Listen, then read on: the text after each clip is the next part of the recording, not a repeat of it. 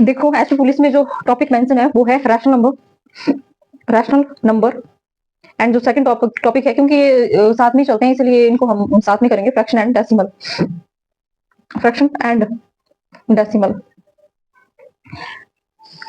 Rational number और second है हमारे पास fraction and decimal. Rational number एक ऐसा कॉन्सेप्ट है जिसमें पूरा नंबर सिस्टम ही आ जाता है। नंबर सिस्टम क्योंकि अगर आपको नंबर सिस्टम की नॉलेज नहीं है तो रैशनल नंबर कहाँ से करेंगे, पूरा नंबर सिस्टम इसमें आ जाता है, इसीलिए सिंप्लीफिकेशन हर चीज इसमें आ सकती है, ऐसा कॉन्सेप्ट है ये। तो बहुत ज्यादा वो नहीं कह सकते कि नहीं जी आउट ऑफ सिलेबस आ गया, ऐसा नहीं हो सकता क्वेश्चन की रैशनल नंबर ही पूछा जाए, तो कुछ भी हो सकता है। अब देखेंगे रैशनल नंबर के लिए हमें पहले तो नंबर सिस्टम की थोड़ी सी नॉलेज होनी चाहिए, थोड़ी क्या सारी नॉलेज होनी चाहिए, क्योंकि rational number without number system जो है समझ नहीं आ सकते हैं। पहले क्या बात है कि हम देखते हैं नंबर सिस्टम होते क्या है, हमारे नंबर किस तरह के होते हैं। फर्स्ट होता है हमारे पास रियल नंबर, बहुत सब्जेक्टिव, ओ सॉरी बहुत तो नहीं चलेंगे हम लंबा, जस्ट थोड़ा सा तो आपको आइडिया सा होना चाहिए। सेकंड इमेजिनरी नंबर और थर्ड आते हैं हमारे पास कॉम्प्लेक्स नंबर।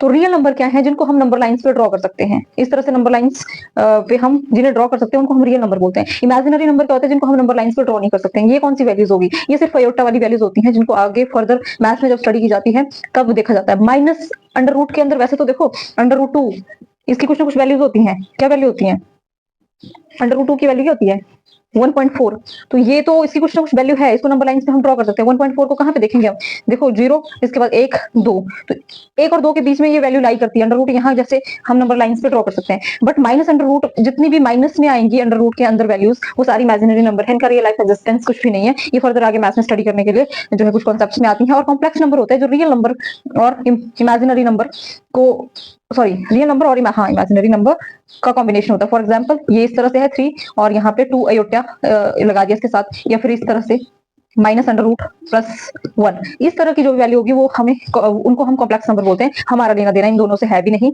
हम आएंगे रियल नंबर पे। रियल नंबर क्या होता है, जो मिटाइए देखो डायग्राम से समझने की कोशिश करेंगे कि रियल नंबर है क्या। ये है रियल नंबर। रियल नंबर के अंदर आ क्या क्या रहा है एक डायग्राम से समझेंगे, फिर उनकी डेफिनेशन जो भी इंपॉर्टेंट है उनको भी देखेंगे। देखो रियल नंबर के अंदर आता है हमारा, पहली बात है रैशनल नंबर। क्या आता है रैशनल नंबर, रैशनल नंबर जिनको हम जो है होता है कि नाम देना है हर चीज को, तो इसीलिए स्पेसिफिकली मैथ्स में इसको जो है क्यू से डिनोट किया जाता है। रैशनल नंबर को किससे डिनोट किया जाता है, क्यू से। रैशनल नंबर आते हैं, रैशनल नंबर के ही अंदर आपके पास आता है क्या, रैशनल नंबर के बाद क्या आता है, इंटीजर, जिसको हम जेड से डिनोट करते हैं। देखेंगे इनको कि क्या होता है ये इंटीजर। इंटीजर में आपके पास आता है क्या, इंटीजर में आएगा आपके पास होल नंबर, और उसके बाद आएगा आपके पास नेचुरल नंबर। इस तरह से ये पूरा डायग्राम बनता है, ये नेचुरल नंबर। देखो तो सिंपली तो मेंशन किया गया है सिर्फ रैशनल नंबर, लेकिन रैशनल नंबर के अंदर आता क्या है, पूरा नंबर सिस्टम आ गया एक हिसाब से, तो इनकी नॉलेज होना बहुत ज्यादा इंपॉर्टेंट है। तो साइड में एक्सप्लेन करते चलते हैं। रियल नंबर को हम डिवाइड करते हैं,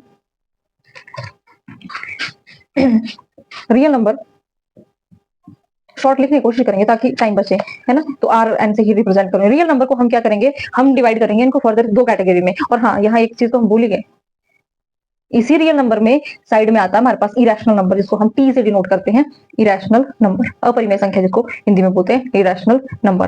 ठीक है, इसको बोलते हैं हम अपरिमेय संख्या, यही हिंदी वाले लिख लेते हैं इसके।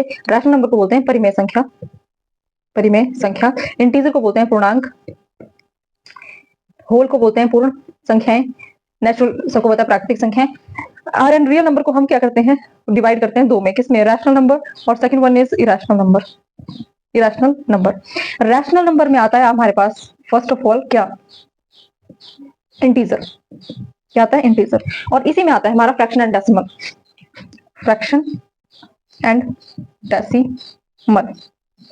ये अलग है।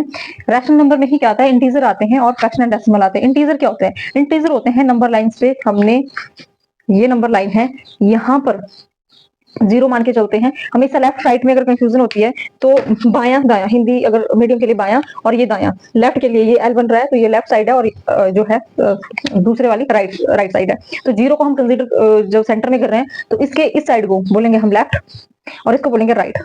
क्या बोलेंगे, बायां, एंड क्या बोलेंगे, दायां। अब यहाँ पे जो है इस साइड को हमेशा पॉजिटिव वैल्यूज आएंगी और इस साइड को नेगेटिव वैल्यूज आएंगी। यहाँ ये पढ़ा ही होता है सबने, इन्फिनिटी तक जाएगा और इसी तरह से नेगेटिव वैल्यूज आएंगी, -1 -2 -3 -4 minus and so on infinity तक, इनका कोई अंत ही नहीं है, ये इतनी वैल्यू चली जाएंगी इस तरह से। देखो यहाँ पे ये जो सारे हैं पॉजिटिव नेगेटिव जो भी वैल्यूज हैं, इन्हीं को हम क्या कहते हैं, इंटीजर कहते हैं। क्या कहते हैं? इंटीजर। इन्हें बोलते हैं हम पूर्णांक। ये पूर्णांक है। कौन कौन सी वैल्यू आ गई इंटीजर्स में? इंटीजर में आ गई हमारे पास नेगेटिव, जीरो, पॉजिटिव। यहाँ से एक मेन क्वेश्चन पूछा जाता है, जीरो कैसा इंटीजर है? क्या ये धनात्मक है, ऋणात्मक है, कैसा है? तो जीरो है, अगर याद नहीं रह रहा है तो जीरो है। क्या नेगेटिव, क्या पॉजिटिव, क्या जीरो के साथ नेगेटिव साइन लगाना है या पॉजिटिव साइन लगाना है?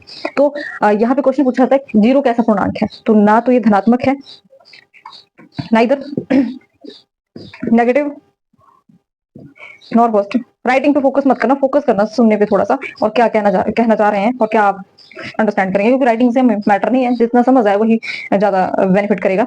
तो जीरो क्या है? ना तो नेगेटिव है ना पॉजिटिव है। और इंटीजर में हमने बात की कि इसमें नेगेटिव वैल्यूज भी आएंगी सारी और पॉजिटिव वैल्यूज भी आएंगी, यही हम यहाँ पे बात कर रहे थे। अब यहाँ पे सेकंड है फ्रैक्शंस। फ्रैक्शन में क्या होगा कि हमेशा थोड़ा सा अंडरस्टैंडिंग के लिए ये इंपॉर्टेंट है कि फ्रैक्शंस में हमने सबसे पहले क्या करना है कि पॉजिटिव जो वैल्यूज हैं इसकी थोड़ी सी अंडरस्टैंडिंग के लिए बाद में इसको डिफाइन करेंगे जब फ्रैक्शंस का कॉन्सेप्ट आएगा, बट अभी थोड़ी सी अंडरस्टैंडिंग के लिए इंपॉर्टेंट है कि नेगेटिव आ गया, जीरो आ गया, पॉजिटिव वैल्यू सारी आ गई। लेकिन फ्रैक्शंस में ऐसा नहीं होगा। फ्रैक्शंस में सिर्फ हम क्या करेंगे, पॉजिटिव और जीरो यही वैल्यूज लेंगे। इसमें धनात्मक भी हो सकती है और शून्य भी हो सकती है फ्रैक्शंस के कॉन्सेप्ट में, जो है हम जब भी वैल्यूज की बात करेंगे। आ जाओ इंटीजर में। अब इंटीजर को हम अब इसको मिटाना पड़ेगा, यहाँ से मिटाना ही पड़ेगा।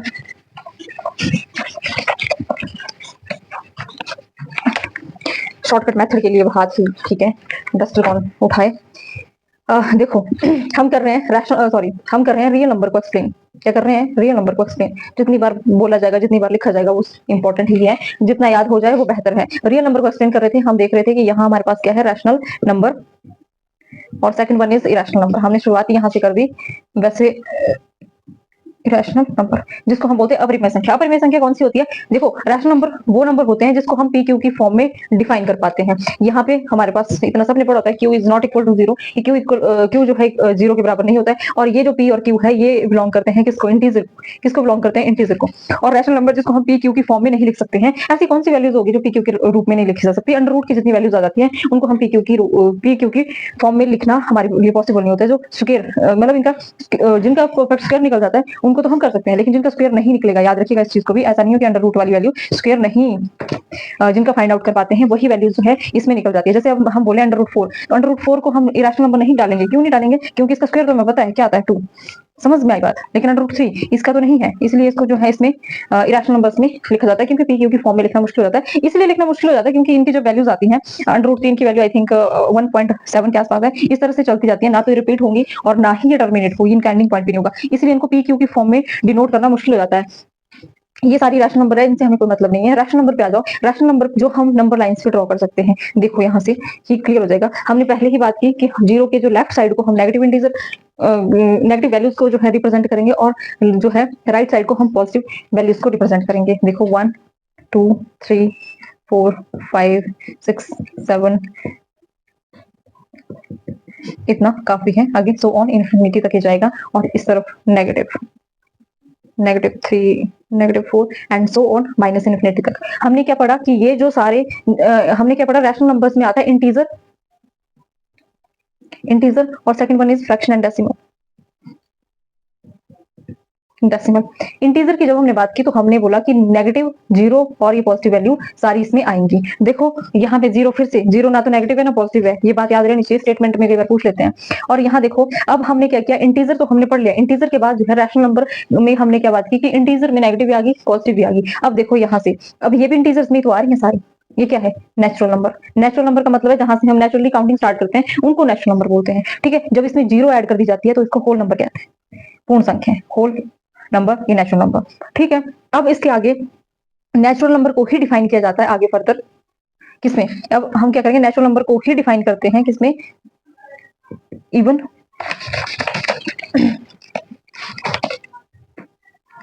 Odd, prime number, composite number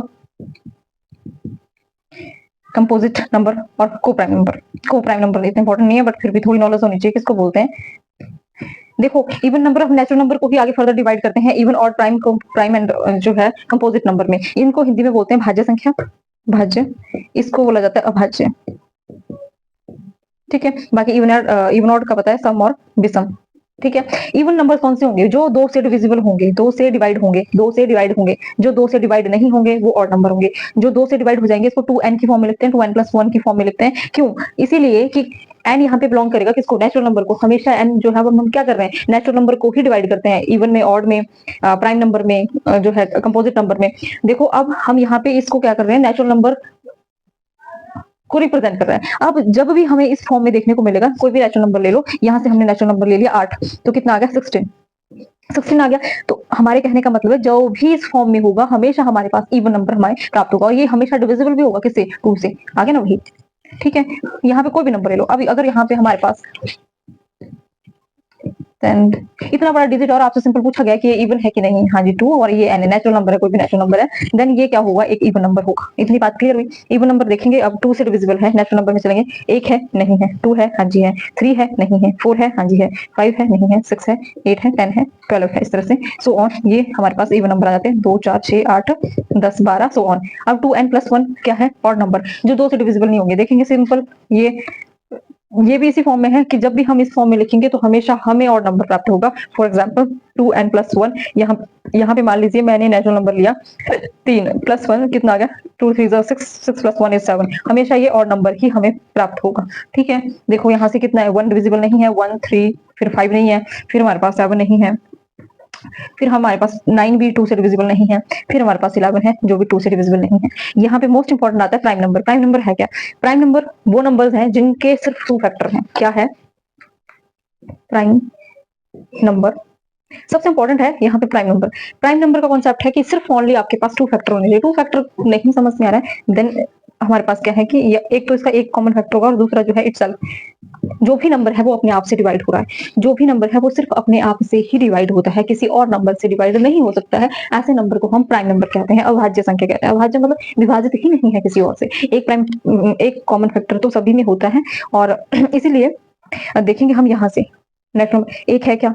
एक तो है, अपने आप से तो डिविजिबल है, ये कंडीशन फॉलो कर रहा है। लेकिन प्राइम नंबर में 2 फैक्टर होना इंपॉर्टेंट है। 2 फैक्टर में से यही तो बात की हमने, 2 फैक्टर होना इंपॉर्टेंट है। एक आ ही जाएगा और एक अपने आप वो डिजिट होगा। तो एक के पास ये कंडीशन फॉलो नहीं हो रही है, सिर्फ एक अपने आप से विभाजित तो हो रहा है, बट दूसरा फैक्टर नहीं है, इसीलिए इसको बाहर किया जाता है इस जो है कंडीशन से। सेकंड देखेंगे 2, हाँ 2 तो है। 2 एक ऐसा डिजिट है जो 1 से डिवाइड होता है और अपने आप से होता है और किसी से नहीं होगा। 3 भी एक ऐसा है जो 1 से होगा, 3 से होगा। नेक्स्ट देखेंगे, अब 4 क्यों नहीं है? 4 देखिए 1 से डिवाइड होगा, 2 से भी डिवाइड हो जाएगा, 4 से भी डिवाइड हो जाएगा। मोर देन 2 फैक्टर हो गए, इसलिए इसको इस कैटेगरी से हटाते हैं हम बाहर। नेक्स्ट देखो 5 से, फिर देखो 7, फिर देखो 9, 9 होगा? 9 तो नहीं होगा। क्यों नहीं होगा? 9 1 से डिवाइड हो रहा है, फिर 3 से डिवाइड हो रहा है, फिर ये अपने आप से डिवाइड हो रहा है। मोर देन 2 फैक्टर चलेंगे? नहीं चाहिए, जो अपने आप से डिवाइड होता है सिर्फ वही लेना हमने। तो हम 9 को यहाँ से बाहर करेंगे, 10 को बाहर करेंगे, 11 एक ऐसा है जो अपने आप से होता है और 11 से होता है। इसी तरह ये फर्दर आगे चलते जाएंगे प्राइम नंबर। अब यहाँ पे हम पढ़ते हैं कंपोजिट नंबर, जिसके मोर देन 2 फैक्टर होते हैं। जिसके क्या होते हैं? मोर देन, बड़ा लिखना पड़ेगा तभी शायद दिखेगा। मोर देन 2 फैक्टर होंगे। अब मोर देन 2 फैक्टर कहाँ कहाँ? ये भी कैंसिल है, ये भी कैंसिल है, ये भी कैंसिल है। अब 4 आ जाएगा सबसे बड़ा को प्राइम कंपोजिट नंबर। क्या होगा? 4, फिर 6, फिर 8, फिर 10, फिर 12, इस तरह से सो ऑन चलता जाएगा। देखो यहाँ पे अब प्राइम नंबर सबसे ज्यादा इंपॉर्टेंट है, तो प्राइम नंबर पे चलते हैं।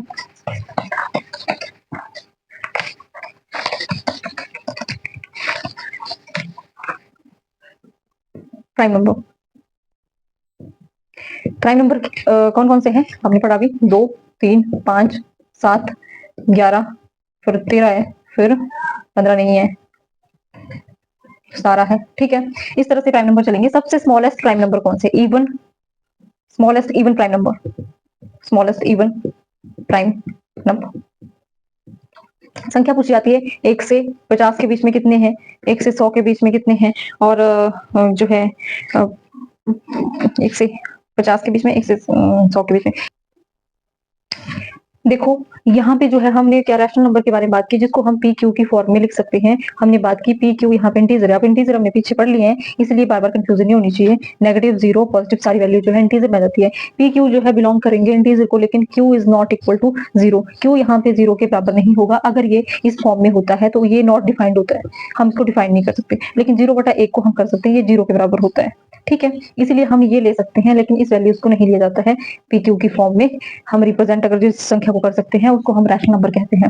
देखो पी क्यू की फॉर्म में किसको, ऑल इंटीजर, जितने भी इंटीजर्स हैं उनको पी क्यू की फॉर्म में लिख सकते हैं। अब आप बोलेंगे कैसे, जब भी हमने बात की थी 1 2 3 आगे और माइनस -2 है सो इन्फिनिटी तक, जब भी किसी भी संख्या के नीचे अगर कुछ भी नहीं है वहां पे हम एक मान के चलते हैं। क्या करते हैं, एक मान के, क्या करते हैं, एक मान के चलते हैं। मतलब इनके नीचे हम जो है एक मान रहे हैं। तो ये अब क्या हुआ, देखो 0/1, 1/1, 2/1, इस तरह से ये पी क्यू की फॉर्म में बन गए। इसीलिए हम क्या कहते हैं कि जितने भी इंटीजर है, all integer is rational number. Rational number की कैटेगरी में आ जाते हैं ऑल इंटीजर नंबर। अब देखो होल नंबर भी आ रहे कि नहीं आ रहे हैं, क्यों, देखो 0 के बटा में जब 1 लिख रहे हैं तो ये भी इस फॉर्म में बन रहा है, इसलिए हम कह सकते हैं कि ये भी रैशनल नंबर है। जितने भी नेचुरल नंबर आ गया हमारे पास, नेचुरल नंबर है, नेचुरल नंबर को भी हम रिप्रेजेंट कर सकते हैं पीक्यू की फॉर्म में, इसीलिए जितने भी नेचुरल नंबर है वो भी रैशनल नंबर में आएंगे। बात समझ में आई यहाँ तक।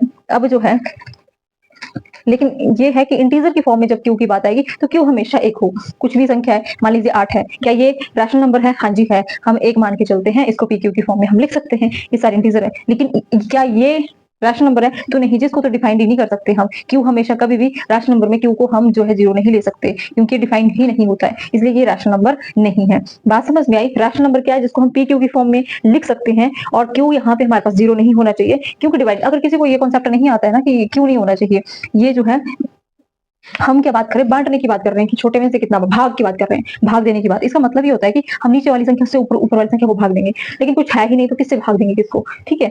अब 1 से तो 0 को दे सकते हैं भाग, ठीक है, क्योंकि ये क्या होता है 0 1 से 0 आ जाता है कंडीशन। लेकिन ऐसा है कोई जिसको भाग देके हमारे पास 1 प्राप्त हो जाए, होगा कभी, कोई ऐसा नंबर है जिसे जो है भाग देके, सिंपल सा 0 से 1 को भाग दे रहे हैं, 1 से 0 को दे रहे हैं, तो 1 0 जा 0 तो हो जाता है। कुछ तो गड़बड़ कर दी मैंने।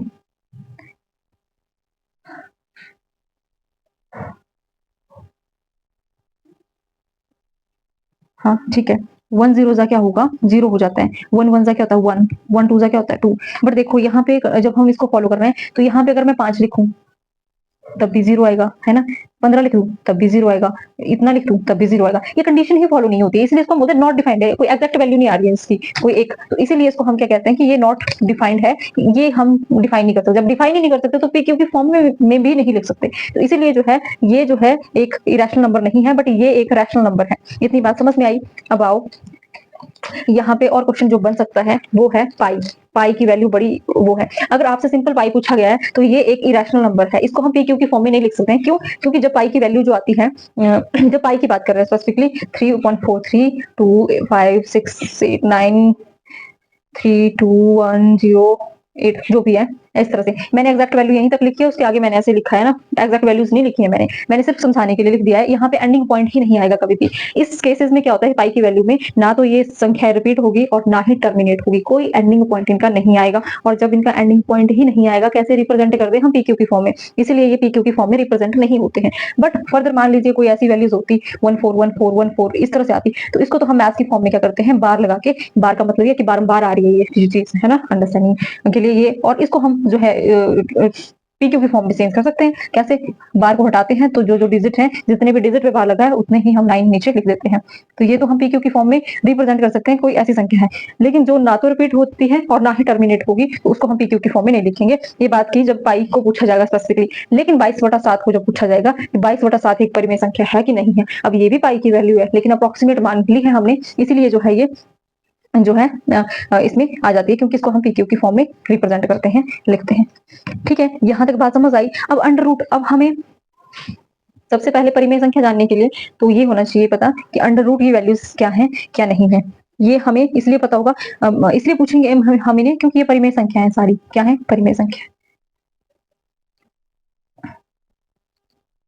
परिमेय और अपरिमेय संख्या जो है वो है जिसके ऊपर मतलब क्वेश्चन अगर पूछा जाता है तो फिर हमें जो है इनके बारे में जो है नॉलेज होनी चाहिए। इससे पहले देखते हैं हम क्वेश्चन। देखो 5 और 7 के बीच में आने वाली परिमेय संख्या क्या है, आपके पास ऑप्शन है 2 0 1 अनंत। 5 और 7 के बीच में कितनी परिमेय संख्या हो सकती है, तो हजारों, अनंत है, ये भी डिफाइन नहीं है। अब आप बोलेंगे 5 और 7 के बीच में तो 2 ही है, 6 ही तो आ रहा है एक, लेकिन नहीं, 5 के भी कितने टुकड़े होंगे, 6 के भी कितने टुकड़े, हजारों। जैसे मान लीजिए फॉर एग्जाम्पल यहाँ पे लेके चलते हैं 11/2, जब इसको काटेंगे 2 5 10 एंड एंड 1 एंड फिर ये क्या आ गया 5, ठीक है। ये 5/5.2 भी तो यहाँ पे है, तो इसी तरह 5.123 5.143 इस तरह से चलती जाएंगी। सो जितनी भी इनके तो गिनती ही नहीं है। इसलिए बोला जाता है कि जब भी जो भी दो संख्याएं हैं उनके बीच में परिमेय संख्याओं की बात की जाएगी तो वो अनंत होगी। क्या होगी? अनंत होगी। Option D is the right answer, ठीक है। √2 और √3 था ये। √2 और √3 का गुणनफल क्या होगा? जब हम इसको देखो अंडर वाली वैल्यूज कैसे मल्टीप्लाई की जाती है, अंदर वाली ऐसे मल्टीप्लाई हो जाती है आपस में, दोनों पे √ है तो क्या आ गया √6। और √6 की वैल्यू क्या है?